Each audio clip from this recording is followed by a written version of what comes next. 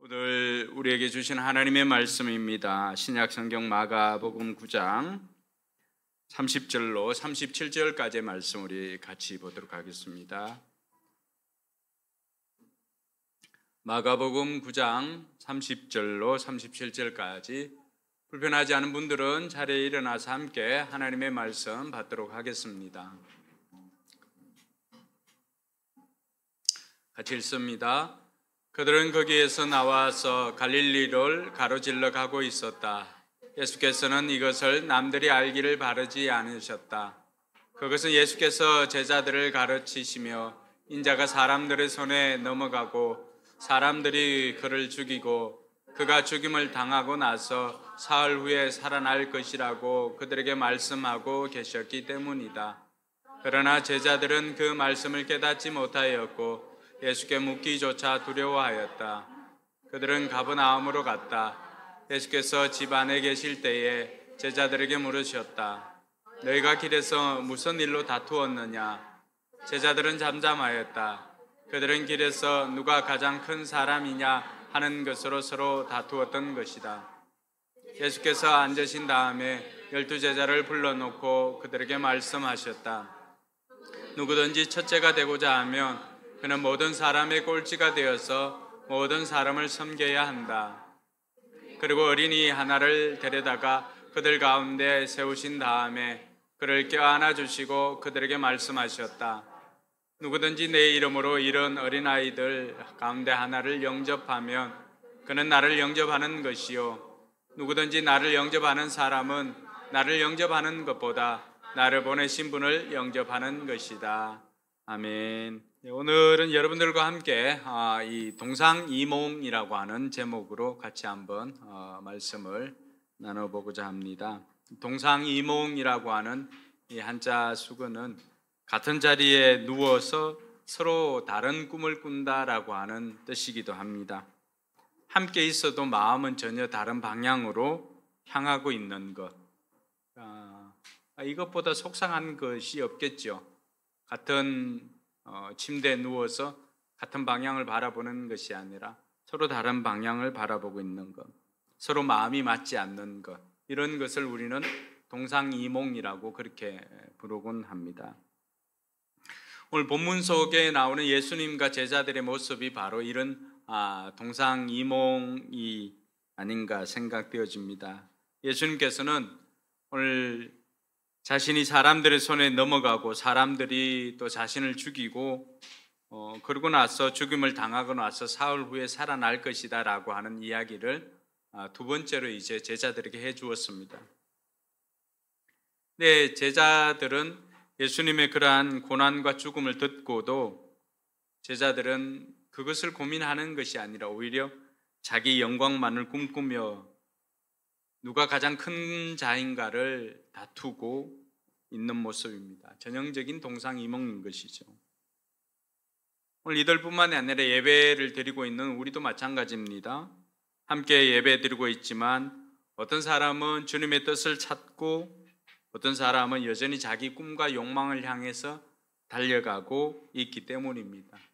이 자리에 다 같이 있지만 우리가 다 같이 주님의 뜻을 향하여서 나아가는 것은 아니라고 하는 것을 가르쳐주고 있습니다. 그러므로 오늘 저와 여러분들이 이 말씀을 통해서 우리가 한마음 한뜻으로 주님의 뜻을 이루며 달려가는 저와 여러분들이 되길 주님의 이름으로 축원합니다. 예수님께서 가이사랴 빌립보에서 제자들에게 질문을 하셨죠. 사람들이 나를 누구라고 하느냐? 들은 엘리야요, 들은 선지자라고 했습니다. 그러면 너희들은 나를 누구라고 하느냐라고 했을 때 베드로가 기가 막힌 말을 하죠. 주는 그리스도이십니다.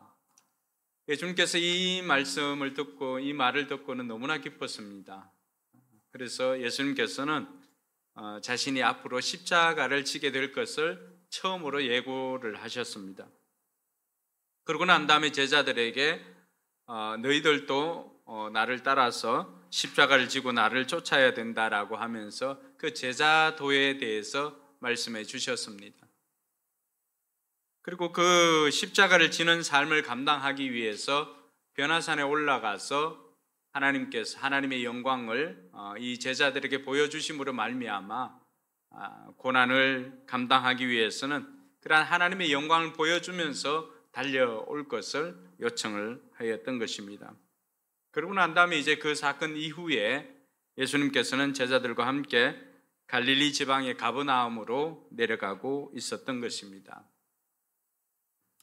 예수님의 생각은 늘 이 십자가를 향하여 있었습니다. 이제 얼마 남지 않으면은 정말로 얼마 있지 않으면은 예루살렘으로 올라가서 십자가를 져야 할 그 때가 가까워졌기 때문에 오늘 제자들에게도 두 번째로 그 예수님의 십자가의 죽음에 대해서 이야기를 해 주었습니다. 그러니 예수님 마음속에는 늘 십자가와 그리고 어떻게 하면 이 백성들을 구원할까 하는 그 생각으로 가득 찼던 것이죠. 그래서 오늘 말씀에도 보면은 예수께서 제자들을 가르치면서 인자가 사람들의 손에 넘겨지고 사람들이 그를 죽이고 그가 죽임을 당하고 나서 사흘 후에 살아날 것을 그들에게 말씀하고 계셨기 때문이다, 이렇게 이야기를 합니다. 예수님의 죽음은 그냥 죽음이 아니라 사람들의 손에 넘어가고 이렇게 되었습니다. 사람들이 와서 예수님을 강제로 이렇게 데리고 가는 거죠. 그리고 그 사람들이 예수님을 죽이는 것입니다. 예수님께서는 변화산에서부터 또 가이사랴 빌립보로부터 그때로부터 시작해서 계속해서 십자가에 대한 이야기를 시간만 나면 제자들에게 해 주었습니다. 예수님의 생각에는 어떻게 하면 이 십자가를 지는가라고 하는 그 고민으로, 그 생각으로 묵상하며 길을 걸어갔던 것입니다. 그런데 제자들은 길에서 어떤 이야기를 하고 있습니까? 33절과 34절에 보니까 그들은 가버나움으로 갔다. 예수님께서 집 안에 계실 때 제자들에게 물으셨다. 너희가 길에서 무슨 일로 다투었느냐? 제자들은 잠잠하였다. 그들은 길에서 누가 가장 큰 사람이냐 하는 것으로 서로 다투었던 것이다. 여러분, 예수님은 십자가의 죽음에 대해서 생각하고 있는데 제자들은 서로 누가 크냐라고 다투고 있는 이 동상이몽을 우리가 보고 있는 것입니다. 이러한 것은 한 번으로 그치는 것이 아니라 마가복음 10장에 가면은 요한과 야고보가 이제 본격적으로 다시 누가 크냐라고 하는 논쟁을 시작을 하는 것을 알 수가 있습니다. 그러니 여전히 제자들의 마음속에는 예수님의 십자가의 죽음보다도 제자들의 마음속에는 우리 중에 누가 천국에서 큰 자이고 또 우리 중에서 누가 가장 큰 자인가라고 하는 그것에만 관심이 가 있다라고 하는 것을 알 수가 있습니다.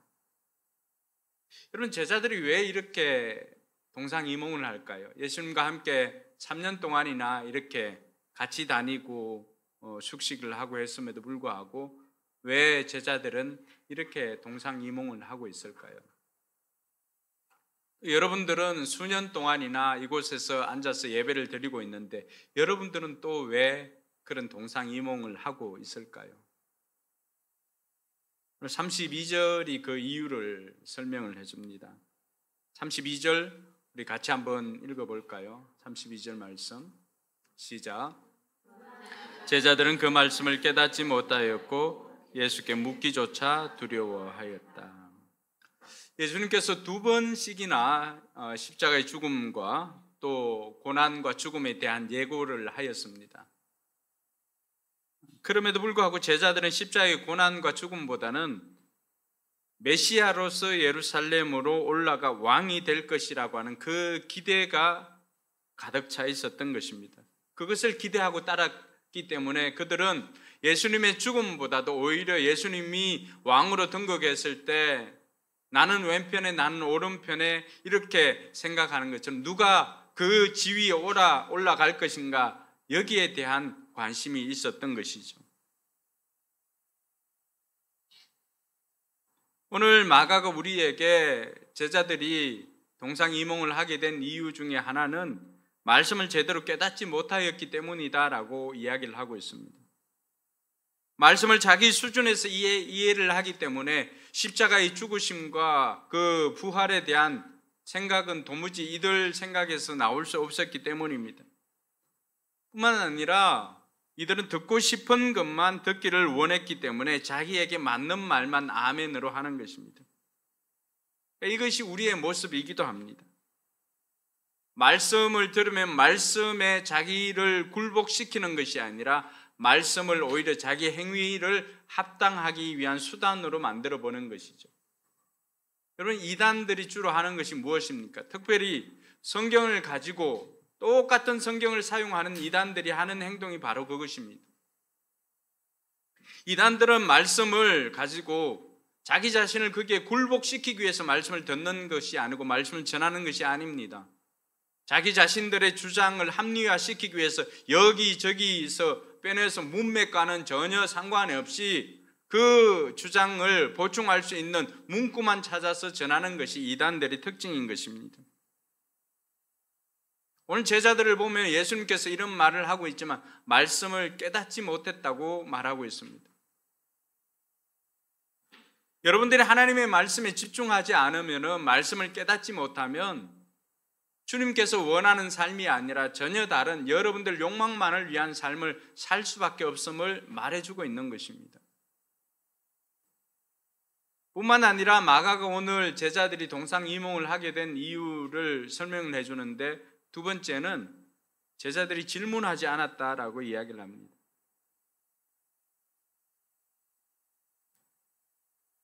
그들은 예수께 묻기조차 두려워하였다라고 말합니다. 모르면 물어봐야 하고 이상하면 물어봐야 합니다. 질문하지 않습니다. 질문하지 않는다는 것은 관심이 없다거나 아무것도 몰라서 뭘 물어야 할지 모르는 것입니다. 그런데 질문이 없으면 답이 없습니다. 지레짐작으로 하다 보니 엉뚱한 일을 하게 되는 것입니다. 여러분, 신앙도 일도 물어봐야 합니다. 물어보는 것을 힘들어하지 않아야 합니다. 여러분, 지금은 질문을 잘 해야 되는 시대를 우리가 살아가고 있습니다. 여러분들 챗 GPT나 아니면은 제미나이나 여러 가지 AI 도구들이 많이 있습니다.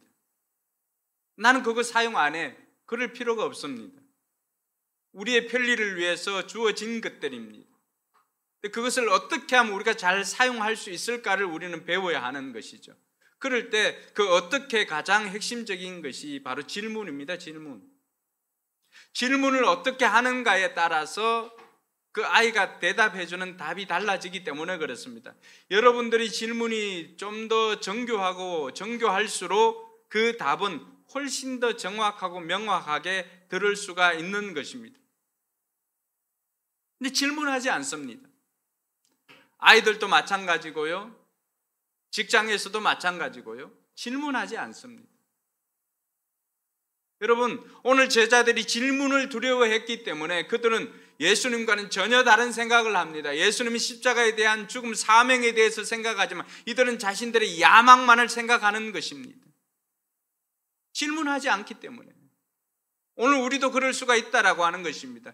여러분, 직장이든 학교에서든 사업장이든 어디서든지 여러분들 모르면 질문을 해야 됩니다. 질문을 잘 하기 위해서 두 가지를 기억해야 되는데요. 우리가 왜라고 하는 질문을 던질 수가 있어야 됩니다. 왜라고 하는 질문. 이 왜라고 하는 질문은 이유이기도 하지만 항상 그 일의 목적을 의미하는 것이 왜입니다. 왜 해야 되는가? 왜 해야 되는지를 모르면 맹목적으로 그냥 그 행위 자체만을 따라합니다. 물어보면은 전에 하던 대로, 늘 전에 하던 대로 왜 그 사람들이 했는지를 이유를 모릅니다. 요즘은 아이들이 이제 그 글을 적고 이렇게 해서 하지만 전에 우리가 처음 시작했을 때와는 의도와는 다르게 이 시간이 완전 우리 아이들에게 미술 시간이고 뭐 인형 그리는 시간이고 그런 시간이었습니다. 그 이유를 묻지 않으니까, 왜 그것을 했는지를 묻지를 않으니까, 이야기를 해주지 않으니까. 우리 아이들은 말씀을 들으면은 여러분들처럼 글로 이렇게 표현하기보다는 그래도 그림으로 표현하는 게 훨씬 더 쉬우니까 아이들에게 편리를 주고 말씀에 집중하기 위해서 했던 것이 그 그림으로 표현하는 것이었습니다. 마치 그림 일기처럼.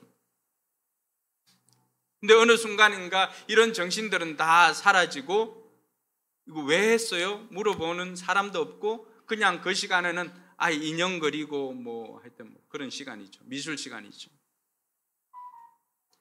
뿐만 아니라 우리는 어떻게를 물어볼 수가 있어야 됩니다. 왜라고 하는 것은 목적을 묻는 것이라고 한다면 어떻게는 방법을 묻는 것입니다. 주로 여러분 일상 가운데서는 이 어떻게를 많이 활용해야 됩니다. 그럼 그것을 이루기 위해서는 어떻게 해야 될까요? 이걸 물어봐야 됩니다. 그렇지 않으면 늘 짐작으로, 또 그렇지 않으면 늘 사고가 나서 그때서야 이 질문을 하게 되는 것입니다. 오늘 제자들이 이렇게 예수님과 전혀 다른 방향으로 생각을 하고 있었던 것은 그들이 질문이 없었기 때문입니다. 그러므로 저와 여러분들이 이 동상이몽을 없애기 위해서는 먼저 말씀을 잘 이해해야 될 뿐만이 아니라 말씀을 이해하는 것에서도 부족해서 내가 잘 이해가 되지 않는다 그러면은 이 말씀이 무슨 뜻인지를 물어야 하는 것입니다. 그럼 목자들에게 묻든지 또 아니면은 목사에게 묻든지 이런 물어야 하는 것입니다. 그래야 여러분들의 그 궁금증이, 오해가 풀려야만 우리 신앙이 자라기 때문에 그렇습니다. 많은 사람들은 오해를 하고 있습니다. 기독교에 대해서도 말씀에 대해서도. 그러니 신앙이 자라날 수가 없는 것입니다. 그것을 가지고 다른 데서 해답을 찾으려고 하다 보면은 신천지와 같은 이단에 빠질 수가 있습니다. 그러지 말고 교회 안에서 교회 지도자들에게 물어볼 수 있기를 바랍니다. 이들이 이런 동상이몽을 가지고 있을 때 예수님께서 그 제자들이 다른 생각을 하고 있다는 것을 아시고는 예수님께서 그들의 생각을 깨우쳐 주십니다. 자리 다툼에 혈안이 되어 있는 제자들을 향해서 36절을 보면 이렇게 말씀하십니다.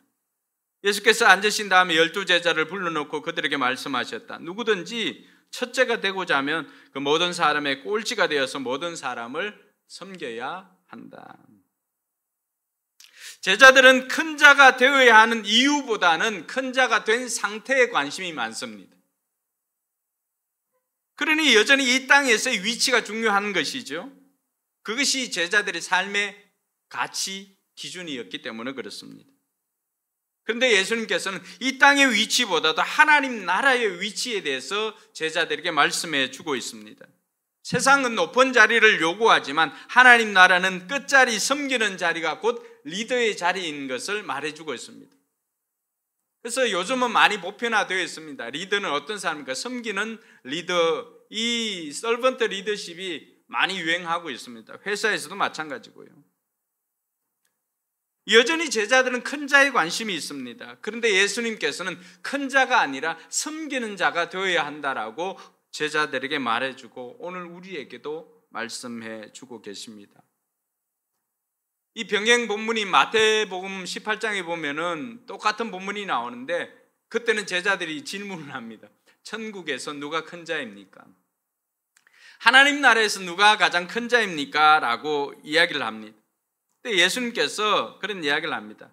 누구든지 이 어린아이와 같이 자기를 낮추는 사람이 천국에서 큰 자니라 그렇게 말합니다. 누구든지 이 아이와 같이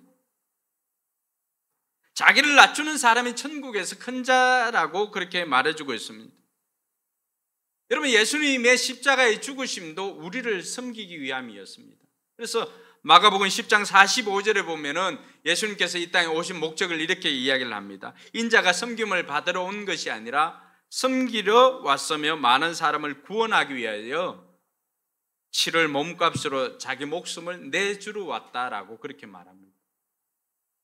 인자는 섬김을 받으러 온 것이 아니라 섬기러 왔는데 그 섬김은 어떤 섬김인가? 내 몸을 백성들의 죄값을 치르기 위해서 내 몸을 내어주는 그 섬김을 하라고 이 땅에 오셨다라고 그렇게 말씀하고 있습니다. 여러분 제너럴 일렉트릭사 G사의 그 전 회장이었던 잭 웰치 이름 들어보셨죠? 못 들어보셨나요? 책도 좀 읽고 또 세상에도 관심을 가지고 이렇게 좀 해야 됩니다. 잭 웰치가 그런 이야기를 합니다. 리더가 되기 전에는 자기 자신이 성장하는 것이 성공의 핵심이지만 리더가 된 후에는 다른 사람의 성공을 돕는 일이 핵심이 되어야 한다. 멋있죠? 다시 한번 읽어줄까요? 리더가 되기 전에는 자기 자신이 성장하는 것이 성공의 핵심이지만 리더가 된 후에는 다른 사람의 성공을 돕는 일이 핵심이 되어야 한다. 이 G사 회장 잭 웰치가 그런 이야기를 합니다. 여러분, G사도 마찬가지고, 그래서 이들을 보면은 회장 임기 중에, CEO 임기 중에 전반기, 후반기를 나눕니다. 전반기는 자기가 그동안 생각했던 그 모든 것들을 사업에 펼쳐냅니다. 남은 후반기, 예를 들어서 임기가 10년이다라고 하면 5년은 회사 성장을 위해서 자기가 그동안 구상했던 이런 것들을 접목해서 성공에 몰두를 합니다. 나머지 5년은 어떻게 할까요? 이것이 돌아갈 수 있도록 하고는 나머지 5년은 그 뒤를 이을 후계자를 찾는 일에 시간을 보냅니다. 오늘 목자들도 마찬가지입니다. 목자의 사역 중에 중요한 것은 여러분들 목장을 여러분들 건강하게 또 운영하는 것도 중요하지만 늘 목자 사역에 있어서 빠져서는 안 되는 것이 후임으로 대행 목자나 후보 목자가 누가 되어야 할 것인지 그 사람을 찾고 그 사람을 키우는 것이 여러분들의 몫이라고 하는 것입니다. 우리가 왜 자꾸만 이 섬김이라고 하는 것을 이야기할 때 다른 사람을 성공시켜주는 것이 섬김이다라고 했을까요? 그렇지 않으면 섬김하면 너무나 막연합니다. 너무나 막연해요. 섬김. 물 떠주는 것도 섬김이고 다 섬김이잖아, 그죠? 그렇지만 우리가 우리 가정교회에서 이야기하는 이 섬김에 대한 정의는 다른 사람을 성공시켜주는 섬김입니다. 세상 리더들도 그렇게 하고 있다고 이야기하지 않습니까? 탁월한 리더들은 전반전에는 자기 성공을 위해서 그 성장을 위해서 그렇게 살아왔다라고 한다면은 리더가 된 후에는 그 위치에 올라선 후에는 뭘 한다고요? 다른 사람을 성공시켜주는 것이 이 리더의 핵심이다라고 하는 것을 말하고 있습니다. 이 자리에 리더의 자리에 이미 서 있는 분들이 있죠. 리더는 어떤 사람인가? 자기를 따르는 사람이 한 사람이라도 있으면 리더입니다. 학교 반장뿐만이 아니라 집안에서도 자기를 따르는 가족들이 있으면 그 사람은 리더예요. 그러면 그 아버지로서, 리더로서, 엄마로서 뭘 해야 되는가? 가족들의 성공을 위해서 내가 뭘 해야 될까? 고민해야 되는 것입니다. 목자들도 마찬가지고. 그래서 예수님께서는 끊임없이 저와 여러분들의 생각을 교정을 시켜줍니다. 우리가 세상을 향해서 우리의 관심이 집중되어졌고 세상에서 어떻게 하면 성공할까? 어떻게 하면 높은 자리에 있을까? 세상 가치관이 그대로 들어와 있으니까 제자들도 여전히 주님을 따르고 있으면서도 세상 가치관으로 그 가치 기준으로 누가 크냐? 누가 먼저냐? 첫째냐? 이런 것으로 다투고 있는 거예요. 사람들이 보는 눈앞에서. 득이 안 되잖아요. 그래서 예수님께서 그 성공의 정의도 해줄 뿐만이 아니라 높은 자리를 탐하는 것이 아니라 하나님 나라에서는 섬기는 자가 큰 자다라고 이야기를 합니다. 그래서 어린 자가 큰 자를 섬기는 것이 아니라 큰 자가 어린 자를 섬기는 것입니다. 그래서 교회 안에서도 마찬가지입니다. 여러분들이 섬기고 있으면은 여러분들은 큰 자라고 하는 것을 기억을 해야 합니다. 자, 그러면 어떻게 우리가 그 섬김의 삶을 살아갈까? 첫 번째는 생각을 바꿔야 합니다. 병행 본문이었던 마태복음 18장 3절에 보면은 그런 이야기가 있습니다. 내가 진정으로 너희에게 말한다. 너희가 같이 읽습니다. 너희가 돌이켜서 어린아이들과 같이 되지 않으면 절대로 하늘나라에 들어가지 못할 것이다. 여기서 말하고 있는 너희가 뭐예요? 돌이켜서는 뭐예요? 행동이나 생각을 바꾸는 것이잖아요. 그래서 너희들이 지금 큰 자, 천국에서 큰 자, 어떻게 하면 큰 자, 이런 이야기를 하지만 예수님께서 그들에게 이야기해 준 너 생각을 바꾸어라. 너희가 돌이켜서입니다. 돌이켜서 생각을 바꾸어서 이 어린아이처럼 되지 않으면은 하나님 나라에서 큰 자가, 천국에서 큰 자가 될 수 없다라고 이야기를 해주고 있습니다. 제자들이 큰 자 높은 위치에 관심이 있는데 그들이 생각이 바뀌어서 낮은 자에 관심을 가지도록 예수님께서 만들어 주었던 것입니다. 오늘날 저와 여러분들이 우리도 큰 자가 되어서 높은 자리에 올라가고 싶은 이유도 낮은 자를 섬기기 위함인 것을 믿으시기 바랍니다. 저와 여러분들이 리더로 서 있고 싶은 이유가 바로 이것이 되어야 됩니다. 우리가 그 자리에서 좀 더 많은 사람들을 섬기기 위함.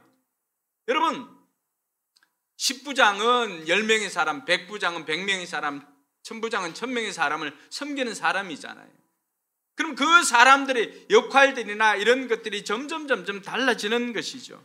오늘날 저와 여러분들이 그 높은 자리로 계속해서 세상 사람들의 목적처럼 오르는 것이 아니라 우리는 그 자리에 서 있는 이유가 좀 더 많은 사람들을 섬기기 위함인 것을 믿으시기 바랍니다. 그래서 그 생각을 바꿔야 되는 거죠.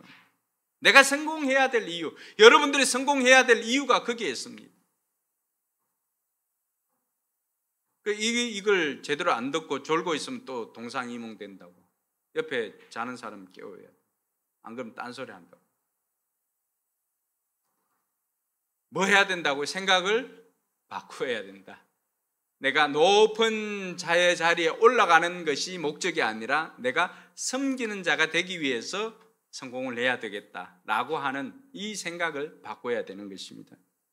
그럼 두 번째로 구체적으로 그럼 우리는 어떻게 섬기는가? 누구를 섬기는가? 오늘 말씀해 보니까 우리를 필요로 하는 자를 섬겨야 된다라고 말하고 있습니다.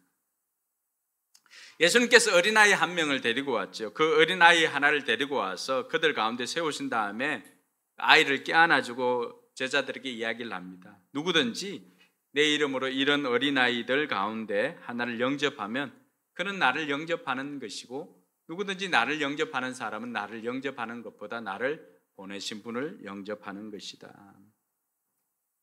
우리는 우리에게 도움을 줄 사람을 섬길 기회를 찾습니다. 늘 우리에게 도움이 되고 존경하는 분을 찾아서 섬길 기회를 찾지요.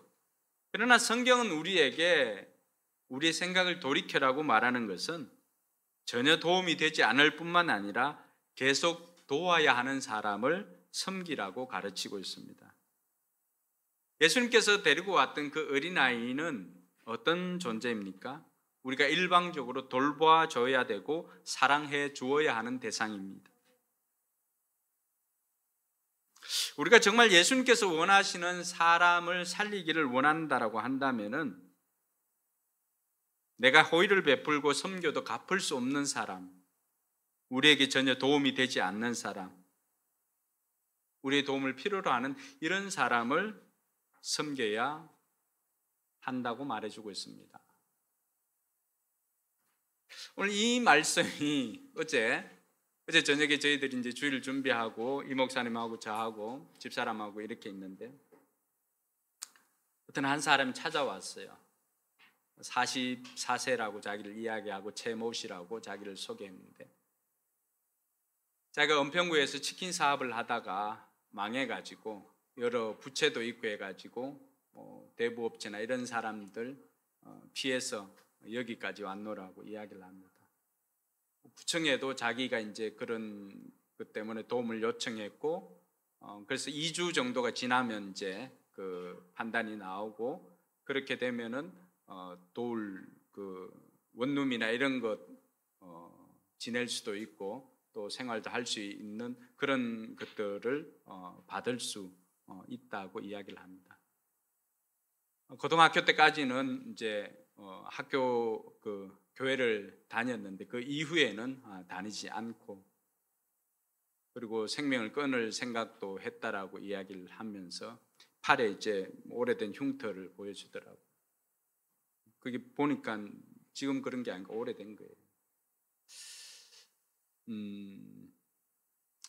그러면서 자기가 이제 원룸 그 24시간 그 사우나 거기에서 이제 자고 있는데 오래된 곳이라서 뭐 환경은 좋지 않은데 그곳에 있다고 했습니다. 근데 그것과 이제 맞지 않는 것은 신발을 보니까 나보다 더 좋은 신발 신고 옷도 나보다 더 좋은 거 입고 더 깔끔하게 이렇게 입고 다만 이제 모자만 이렇게 써가지고 있고 그럼 뭐 우울증 약이나 이런 약을 먹고 있는데 한 2주 정도 못 먹었다고 이야기를 했습니다. 그 이야기를 듣고 참 고민이 많았습니다. 환경이나 삶이나 이런 모든 그 이야기와는 전혀 다른 그 모습을 하고 있고, 뭐 어제도 공원에 잤다고 했는데 그 모습은 전혀 그렇지 않고 엄청 깔끔하고,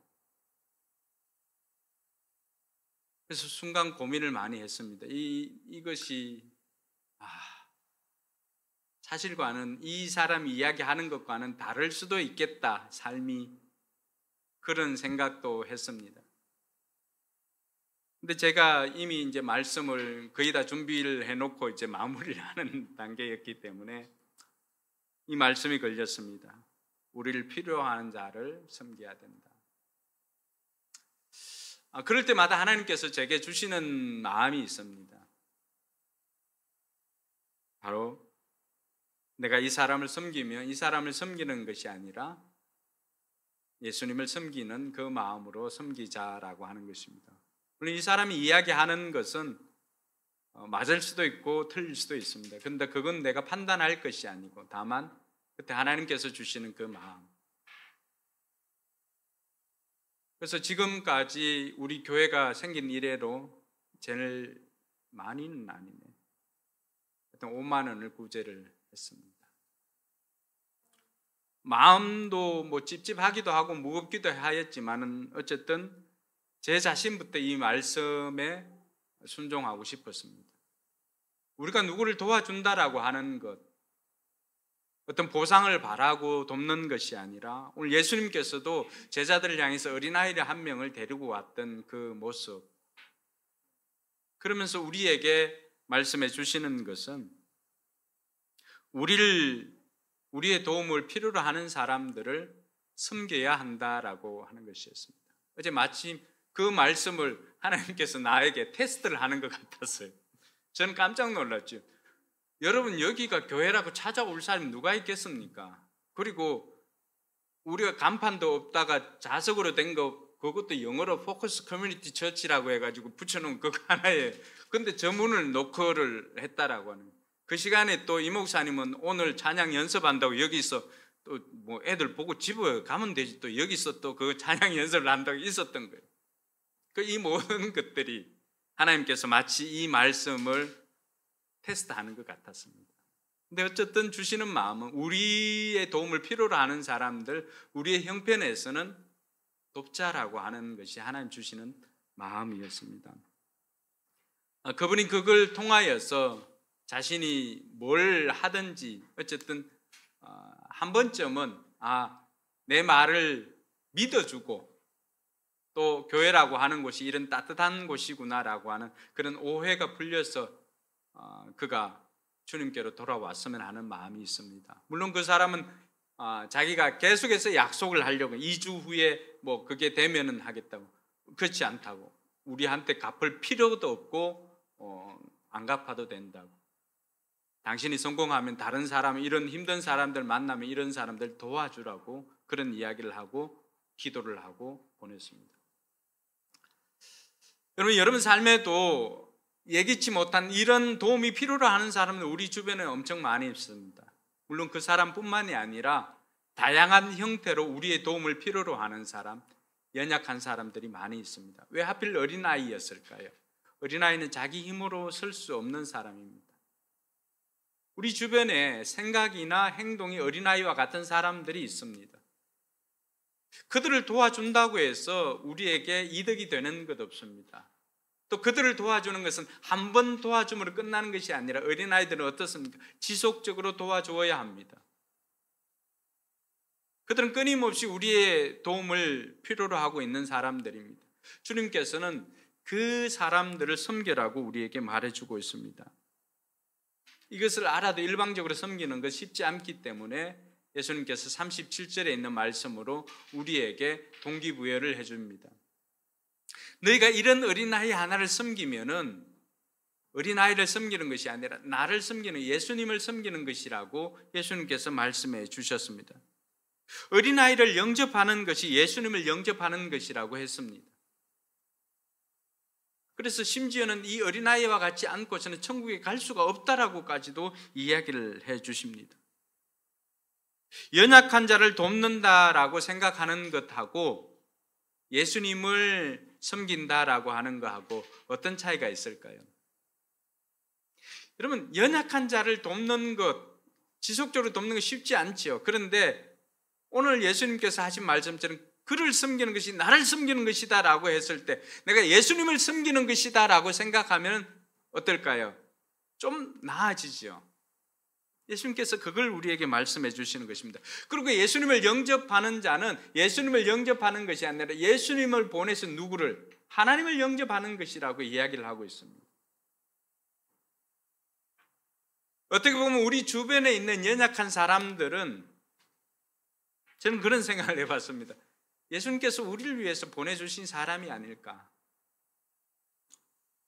우리의 사역이 우리의 눈에 들어온다면 그건 누구를 위해서 하라고 하는 거예요? 우리를 위해서 하라고 하는 것입니다. 연약한 자들이 우리 눈에 띄인다면 우리가 그를 도와주라고 하는 것입니다. 갚을 수 없는 사람 돕는 것이 나를 돕는 것이라고 예수님께서 말씀해 주십니다. 여러분, 그러니 그런 사람들 돕는데 주저하지 마시기 바랍니다. 그 사람 돕는 것이 하나님 나라에 여러분 상급을 쌓는 것임을 믿으시기 바랍니다.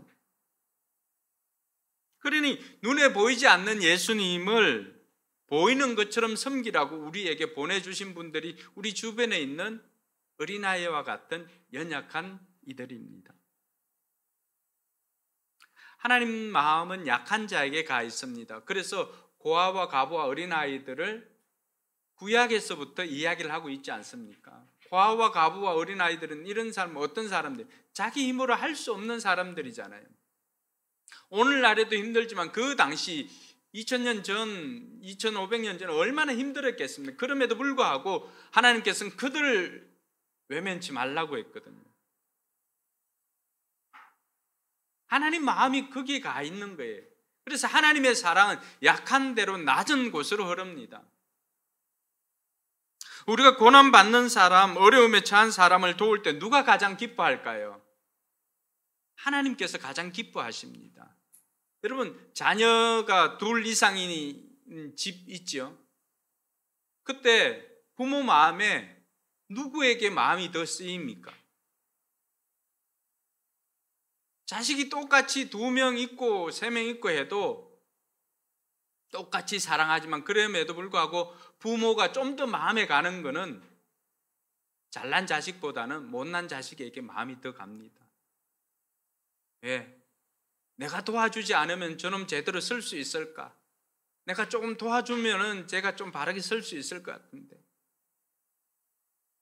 하나님의 마음이 그렇습니다. 하나님도 이 땅 가운데 수많은 사람들이 있지만 하나님께서 왜 약한 곳으로 하나님의 시선을 보낼까요?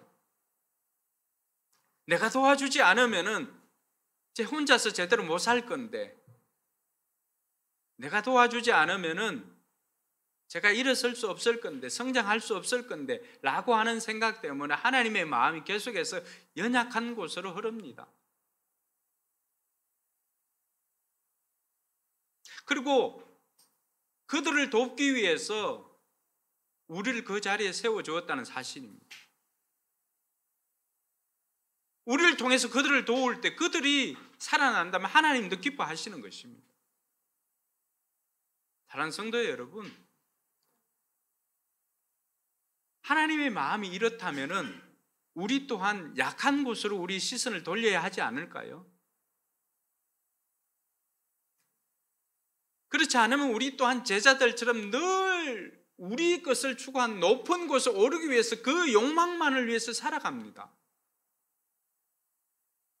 하나님은 우리에게 높은 자리가 아니라 낮은 자리, 섬기는 자리로 가라고 말해주고 있습니다. 그곳이 우리의 성공의 자리인 것입니다. 할렐루야.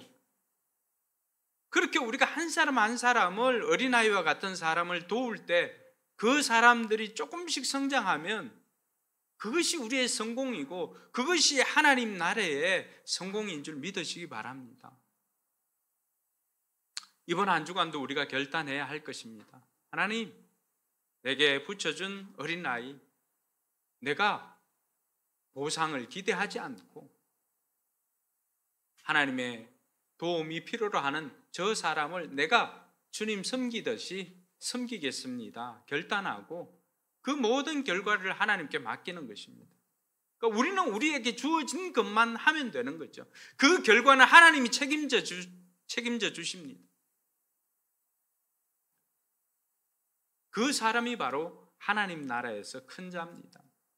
여러분들이 그렇게 섬길 때 하나님께서는 여러분들을 하나님 나라에서 큰 자라고 하나님께서 인정해 주시는 것입니다. 할렐루야.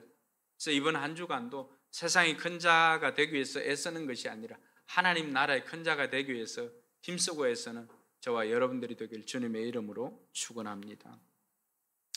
우리 같이 찬양하고 기도하겠습니다.